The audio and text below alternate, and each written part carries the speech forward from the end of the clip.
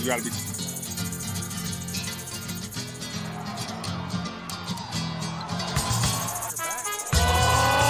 Coming from the Caveman Studios in Buffalo, New York. Welcome to Caveman Corner with your host, Jeff. Captain Caveman! Thanks. Click subscribe and the bell. Do it now! We're here with the co-main event of the evening. Rasta Presley, how you doing, sir? Oh, man, he's muted. It's Mike. Hear us? Can you hear me now? Yeah, Yep, we got you. We got you. All right. Yeah. I'm doing well this evening. How y'all doing over there on the East Coast? Good. We're doing great on the East Coast here. He's coming to us from Seattle, Washington, correct? Yes, sir. It's 6:30 over here. So you see, I still got a little sunlight. Yeah, his video feed's a little jacked up, but we can hear the audio, so that's really what we wanna have anyways. What are you looking forward to most about this fight, man? Definitely working to show the audience that does follow me and the crowd that I do have a great striking game. I have been doing a lot of MMA and a lot of my past fights. People have seen me on the amateur circuit. But being on that amateur circuit, all it did was really show my grappling skills, and I've worked to develop those a little more. But with Muay Thai, there's no threat of a takedown. So the guy has no choice but to have to give me respect when it comes to the striking. He's going to have to take it, or I'm going to have to take it. But more than likely in this case, I'm going to be the one giving a lot of the punishment, because that's just the type of fighter I am. But yeah, I'm just most excited to just showcase what I can do as far as my striking.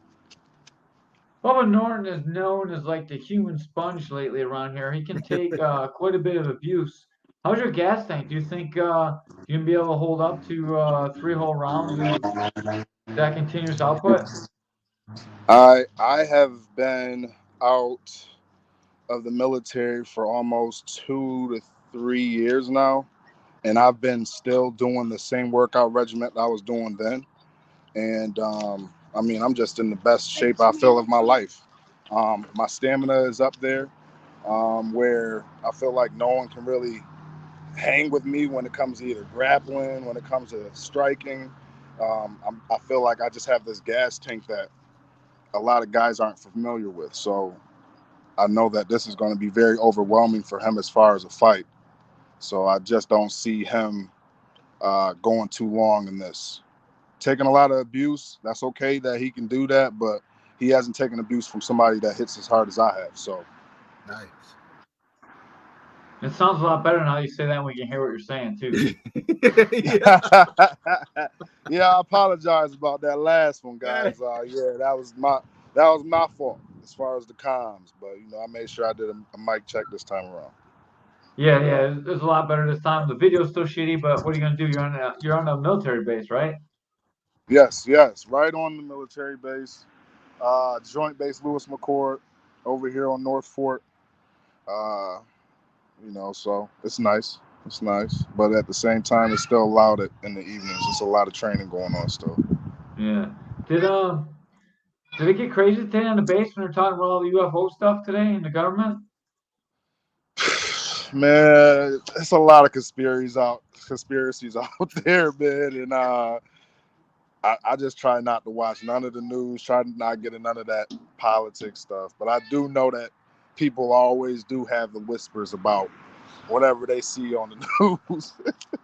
I'm all about the aliens, dog. So I'm all about conspiracy theories. I have like a little conspiracy theory podcast I do too. So I was like pumped for today. It wasn't as good as I thought it was gonna be, but it's still pretty good, man. Like aliens are out there, and now we know. Caveman, we definitely gotta do a conspiracy podcast for sure. Yeah, I'm with that. You know what? I believe that there are aliens in the ocean.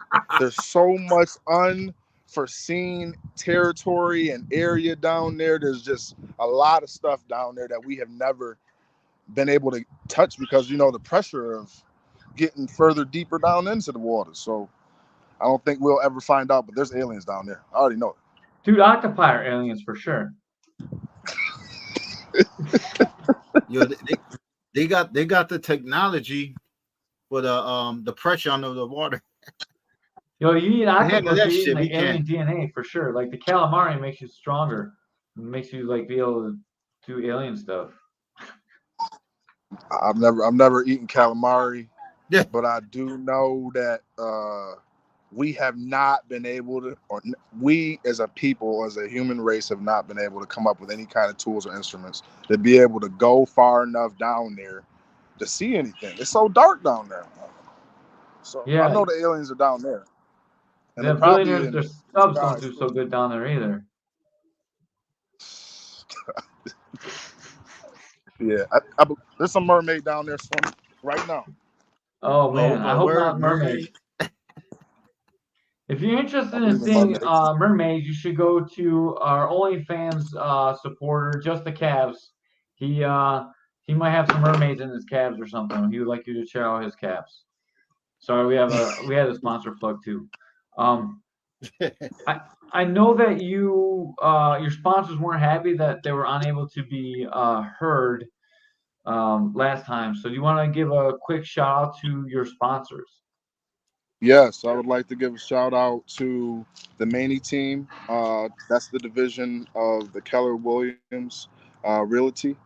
That's one of their teams, and that is headed by Trevor Maney and Nicole Maney, his wife, both partners taking over that industry, doing a real good job out there in that 585 area.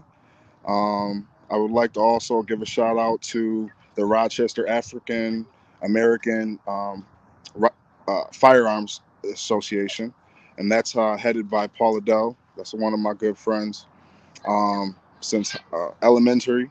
And ever since, he's just been in my corner ever since. And I respect the hell out of that guy and what he's doing with that and trying to teach fire safety and self defense classes for the people of that area, just so that everybody's a little bit more confident, especially with Rochester being that, as high as it is when it comes to assaults and crimes. So we're trying to, minimize things like that. And what he's doing with that association is doing, a lot of good for that community. I'd also like to shout out Peter Corona. That's one of my other sponsors, the third sponsor with PC3 Contracting LLC. He's been in my corner since the amateur days as well, back since childhood. Another guy that's just continuing to change the world, and being innovative with his uh, blueprints and the things that he is able to, help with when it comes to architecture, landscaping, pretty much anything. The guy's just a jack of all trades, and I'm looking forward to seeing what his business can manifest into and continue to grow into with the different dimensions. And then the fourth at this time is my man Rich Liano, Jake Rich Liano, a guy that I had also went to school with back in the day. That's doing the music right now, and he's definitely turning up all over the world. He's been out there in Kenya. He's been taking care of business out there, doing a lot of community service with those people, helping build towns and villages, and just seeing him just help provide food and water to those communities in that third world country. It just shows that, it makes me a little more inspired and want to get out there and try to get out to these places that do have that need. And just to see that he sacrifices his time to be able to go over there and do that, and also continue to, reach the masses through his music, that's another blessing. So, it's just good to see a person like that taking time from something that they also love, which is his music, and investing his energy into helping other people. That's a lot of sponsors. I'm glad you have all that. That's probably helps So you get those some right now are quickies my for sure. four. Uh, it helps me get out there, and then it's also at the same time, it's not even about the money. They know that it's really about me just getting out there and reconnecting with family, friends. That's my area, hometown. Grew up out there, raised out there, so that'll always be home. But just due to certain circumstances and job opportunities, I couldn't pass up things out here. So, but Rochester will always be home for me. The 19th Ward is where I grew up. So you're gonna Yo, be Rasta. fighting. Oh, go ahead, Rasta, Ray. do you know Mickey Gaskin? Mickey Gaskin, yeah, I heard about him a couple times. He fought one of my teammates back in the Emmys, and somehow Mickey won that fight in a split decision, which I didn't know how. I mean, as far as the striking, it looked like my teammate had it, but I mean, not being biased or anything, but just being a lover of the sport when it comes to fighting and engaging and the aggression and significant strikes. I felt like, Mickey was just a hometown hero, so they gave him that fight. But yeah, I tried to get into it with him. He ain't want no smoke in the Emmys with me, so that was crazy. I was like, what's up with that? You know what I mean? You doing all this talking on social media, and and then all I said was just I felt like the fight was a different way or a different outcome on Facebook or something like that, because my teammate was talking and addressing it, and Mickey had jumped on, said some little stuff like, "Oh, you can get it too" or whatever. I'm like, what's up? What's up? We can talk to Bubba. Yo, Rasta. The reason why I say that because he was talking. Bubba posted something about you fighting you, and then he was saying that's an easy fight for him.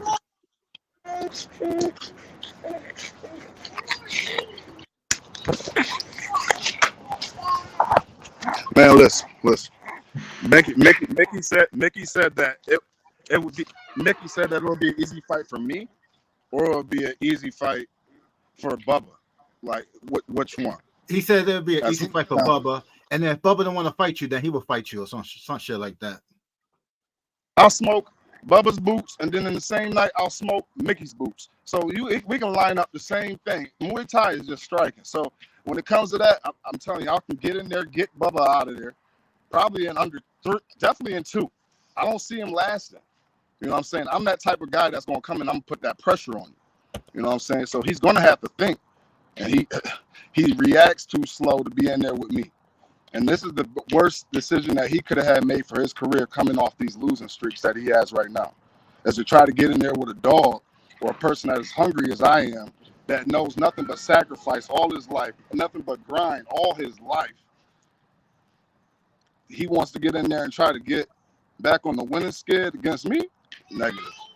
I'm coming off a loss in my debut in my pro fight.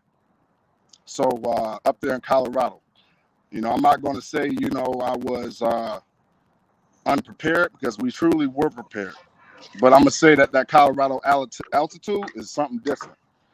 I don't suggest anybody go up there in that Colorado thin air until you really are prepared for that, But back to this whole Bubba thing. Bubba already know I'm about to smoke him, get him up out of there. And then Mickey, he can get it next. So, all you got to do is sign the contract. Sign the contract, big boy. Sign the contract. In the words of Mike Tyson, that's my guy. Yeah. Love Mike.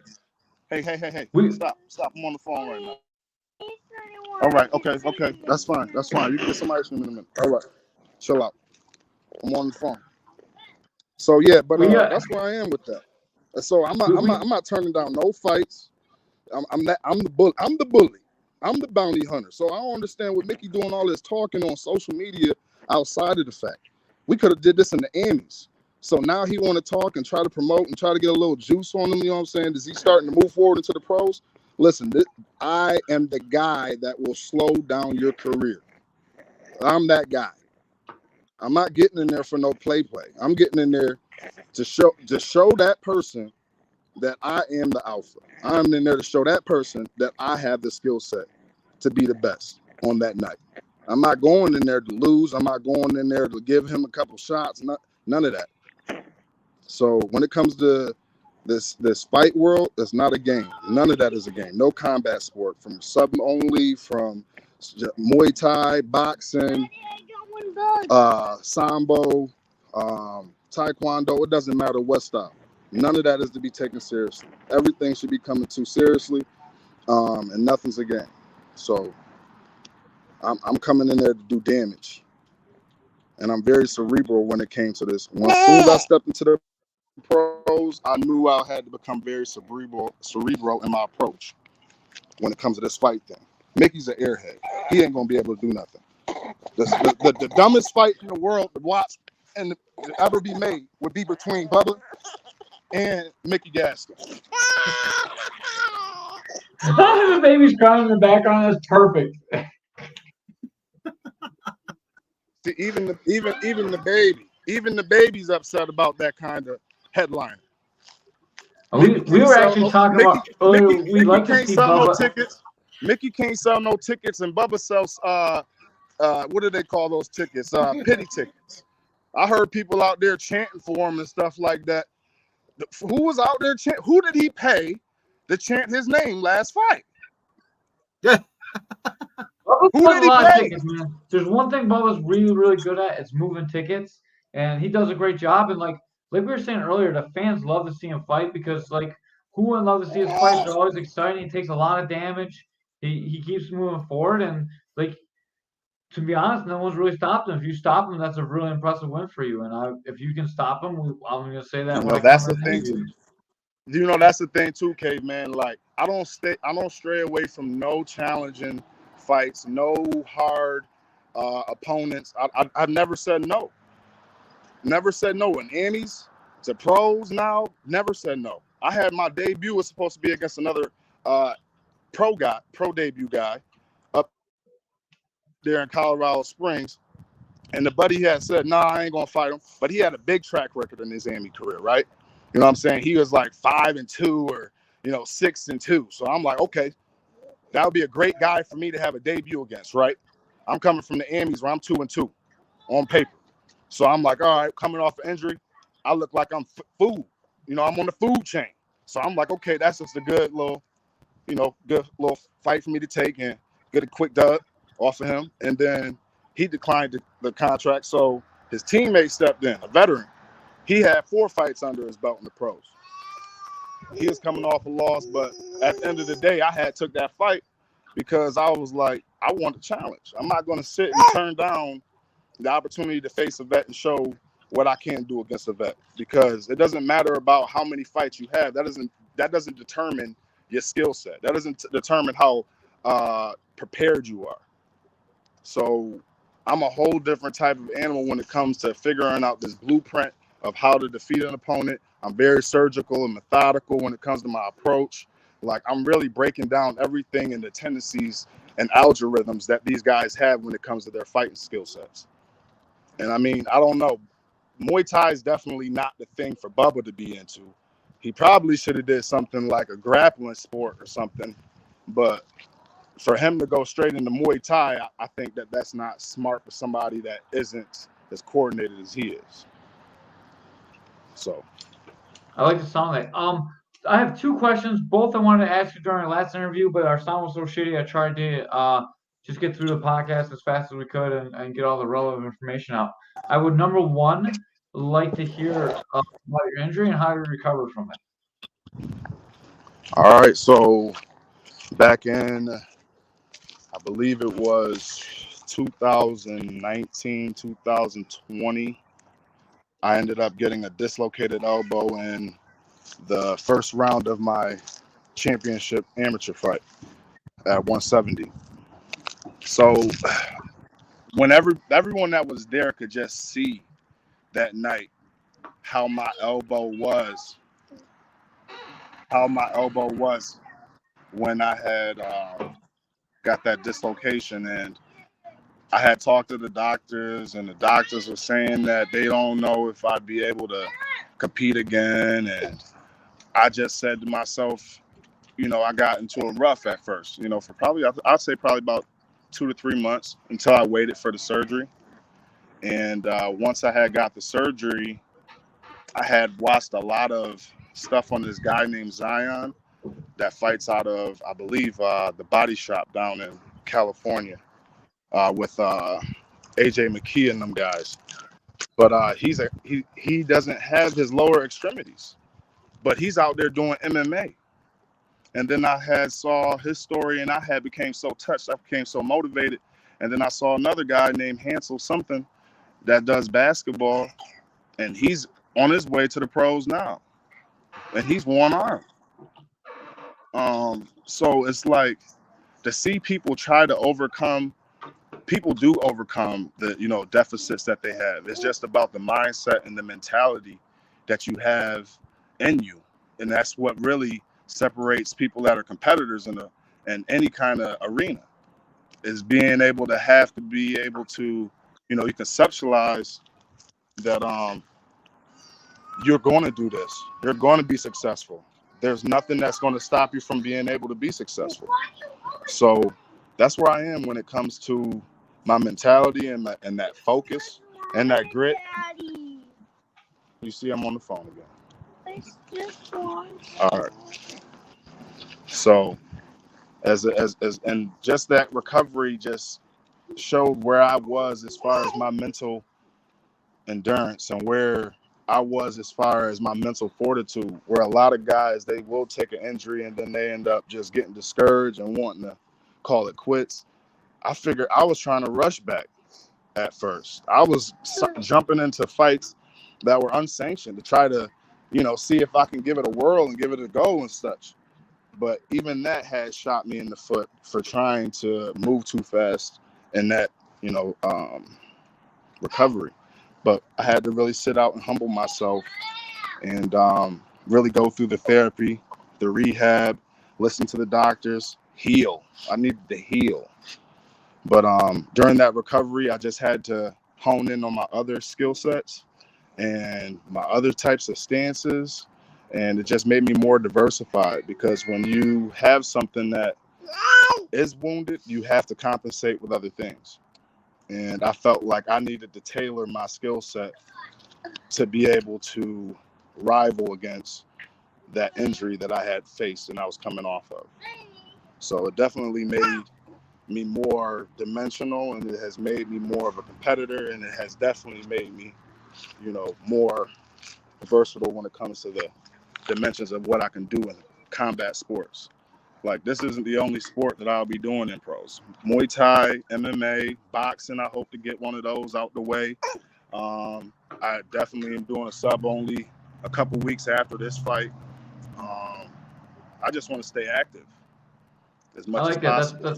That's so confident. Anyone that wants to see a horrific elbow dislocation, check out UFC elbow dislocation. Just last weekend, some poor girl just dislocated her elbow horrifically, and it was hard to watch. And if it was anything like that, man, that you're back on the back in the cage fighting is just amazing to hear. Yo, Rasta, It's a comeback story. Yo, Rasta, would you do bare knuckle fighting? I would do everything besides bare knuckle fighting. Just because bare knuckle to me is hang on guys, my son. Yeah, get him that juice. You all right, man? All right, man.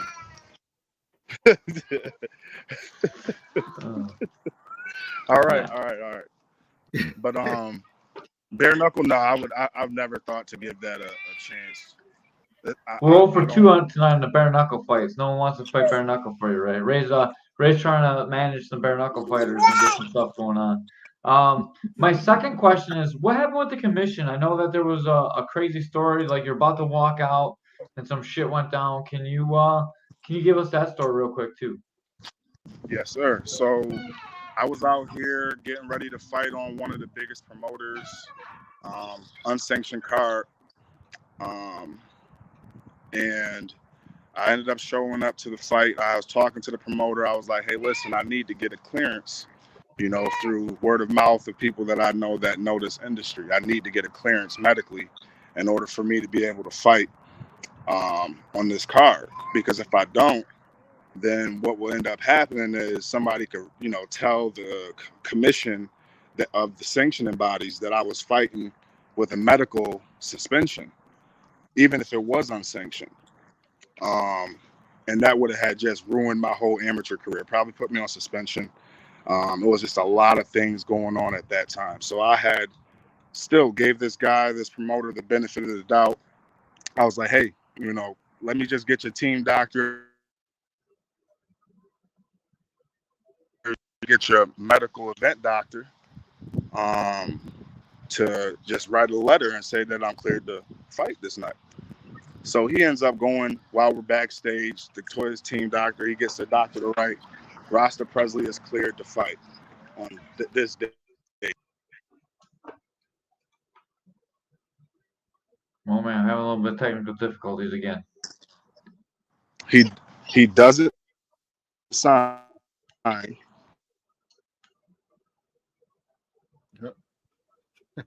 All right. So he doesn't sign his initials. He doesn't sign his credentials. No nothing. So I was at a point where I was like, do I stay and fight this guy on this unsanctioned card? Who's a guy that's coming? You know, he's a pro in the Emmys at this time. But you know, I was going to give him that welcome to the Emmy world, but at that time I didn't feel comfortable and confident that this wouldn't blow back on me. So I ended up walking out of the arena that night. So Damn. after I left the arena that night, the Post over here, they got like a Pacific Northwest fighters page, um, a social network that I you know, I wasn't really engaged in it, but I was a part of it, like I was one of the members. And I wake up the next day to see my name's tagged in so many different things on Facebook, and I'm just like, what's going on? So I look at it, and not only is this teammate guy talking all kinds of downside about me, the promoter's on there, and he's saying, don't book Rasta. Rasta's going to be, he's going to ruin your show. Rasta had walked out, left my guy standing in the cage. But he didn't tell the part of he was trying to make me fight without a medical clearance approval. Like, dude, this is what I want to do. This is how I'm gonna put food on the table to feed my kids, and you want me to do some shady ass shit just because you want to make a couple dollars?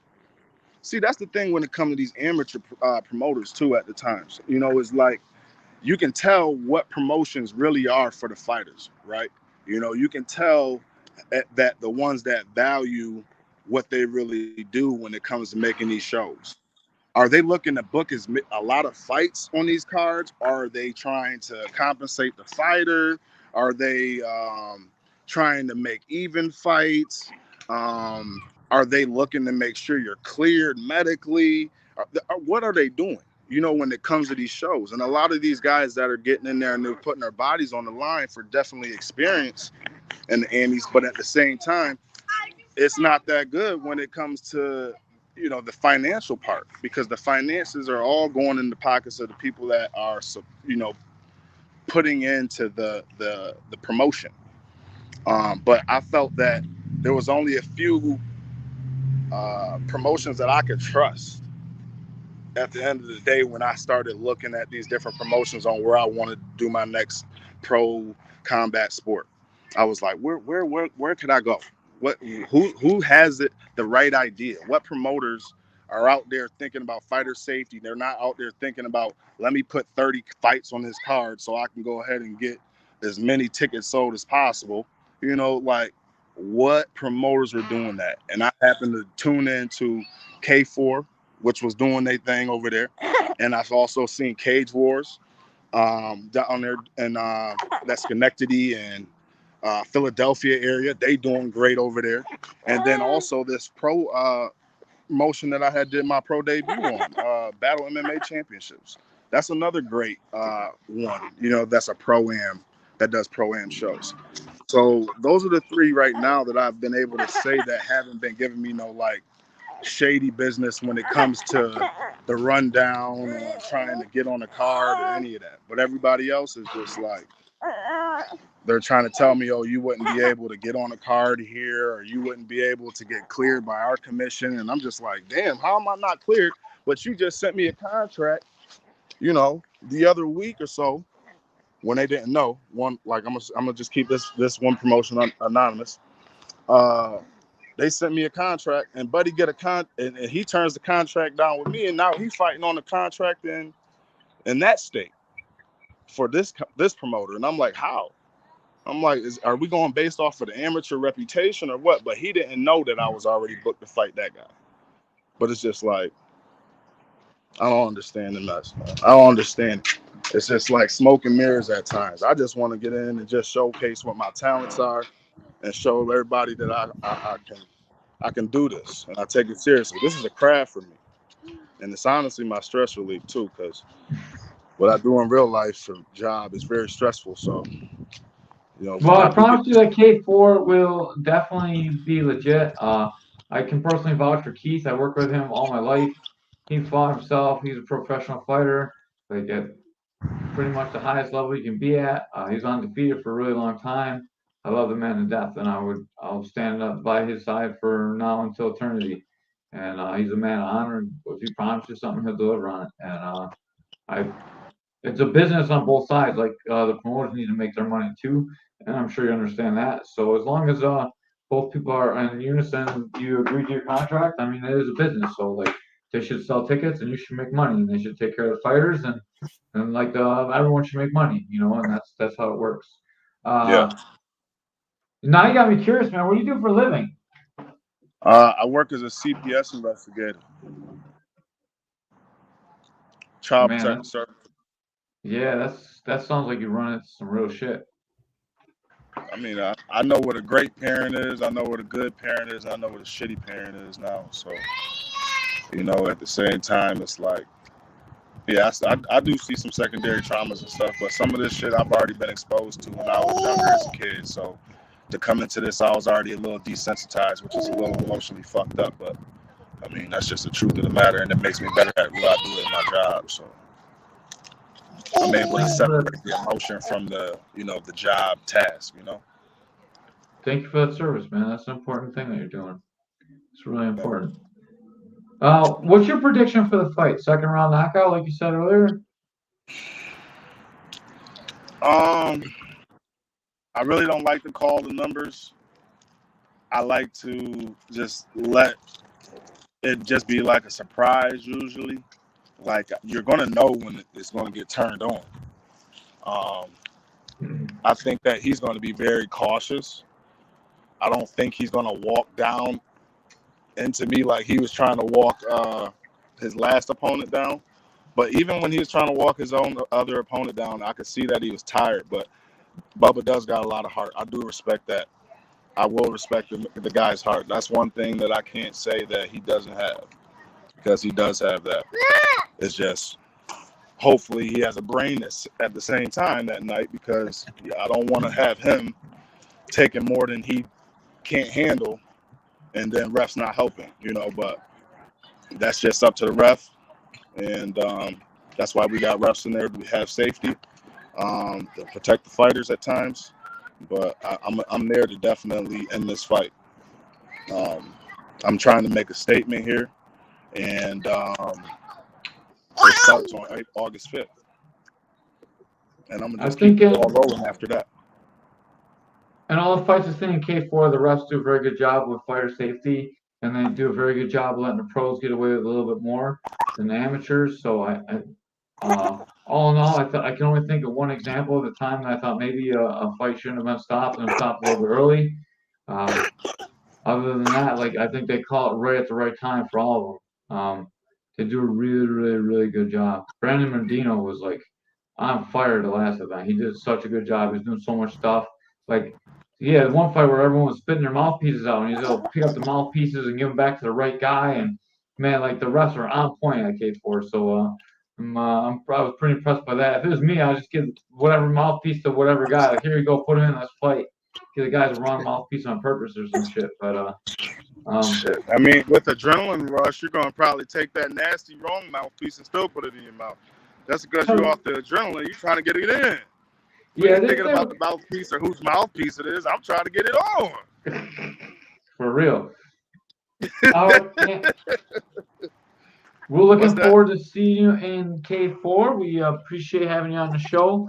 I think when we play this back and we take out a little bit of delay, it might come out not too bad. Remember, K4 fighting is August 5th at the Buffalo Riverworks. There's a link to it right here. You click on that link, you can go and watch or go and buy your tickets. When you buy the tickets, make sure you put in Presley when you buy the tickets for the promo code, and Rasta will get credit for the ticket sales. I think Bubba already scooped up all the VIP tickets. They're already sold out. But hopefully we can sell you a couple tickets and make you a few bucks too. Don't forget the pay-per-view. Oh, and also the fight will be on pay-per-view. I don't believe I have the link right here. Let me look real quick. No, I don't have the. I raised the link to send you the link to this, but we'll post a link for the pay-per-view as well. So the people back home can watch you fight too, man. I'm looking forward to it. All right. Any Thank last y'all for the words? support. Thank y'all for the platform that y'all doing. Y'all doing great work. This is great professionalism and getting people the exposure that it does. It's not just for the pros. It also is for the amateurs. I see that y'all do a great, spread of trying to get all the competitors on the show, and that's really meaningful to the careers and how they develop and how they progress moving further on into their careers. So I really applaud the things that y'all doing. Keep on doing it, and it seems like it's coming from a genuine place with y'all. So keep it up. For sure. Keep it up. And I promise you, between me and Ray, at some point we're gonna get you on live, either after the weigh-ins or before the fights or after the fights, and we're gonna do like a quick 5 minute with you where we're not having like screen delays and all kinds of stuff. I'd really like to sit down, man. It doesn't come across like how cool you are to talk with over the internet like it should. And man, like you're one of the coolest guys that we had on the show. So I really want the fans of our show to see like how cool you really are, man. Like it's been awesome dealing with you like offline and like all kinds of stuff where we're not on this platform where we're like you're in and out and you're the delay in your visual like output. And man, like we're gonna get a good one with you. Like I promise you. We're gonna get you in some Yes, Wi-Fi, sir. or we're gonna sit together and do it in person and just wrap it out for like 5 or 10 minutes, like let the fans see how cool we really are, man. We appreciate you having on the show. No problem. I look forward to seeing y'all at the show on August 5th, as well as speaking to you in the ring after I secure this win. I'm gonna keep pulling the mic away from you, so it's just like when we talk on the podcast. So like if you talk, I pull the mic away and put it back, and pull it away and put it back, just like on the podcast. It's all good. It's all good. Okay. All right, man. Good luck, and I hope to be interviewing you soon, man. Talk to you soon. All right, guys. Take care. Rasta Presley's leaving the building. All right, Ray. So when we repost these, I think it says, at least when you buy the program, it says that if the guest is choppy when you're doing it live, it'll go back and it'll edit the choppiness into a real, the best that it can into like a real platform. So if you had a hard time listening to this one and you didn't make it all the way through, you can always go back and watch the YouTube video of it and our YouTube page. And make sure you click like and subscribe, and it should clean it up a little bit. And if not, then I want my money back from StreamYard. Okay, man. So yeah, let's do alien. Let's do another conspiracy. Let's do a haunted house. Let's do some crazy shit, man. I would love to, man. Like my conspiracy theory ones are like some of my favorite ones. We did dinosaurs, we did The flat Earth. Yeah. And we did Bigfoot. Yeah, that was funny. Bigfoot was my favorite one out of all of them because Forrest was Forrest is a judge for all of them, but like Forrest was really good on that one. All right, man. Well, we did two of these doggone things. I'm exhausted. You look tired. We waited a long time for Rasta, and I need to drink some water. I'm gonna drink some Gatorade. I'm back to rock. I didn't have time to run and grab Monsters. I know they support Pat now, so I want to support them. But man, I drinking my drink. All right, let's get out of here. Peace. All right, guys, we will see you Saturday at 8 p.m. for our next podcast. Don't miss it.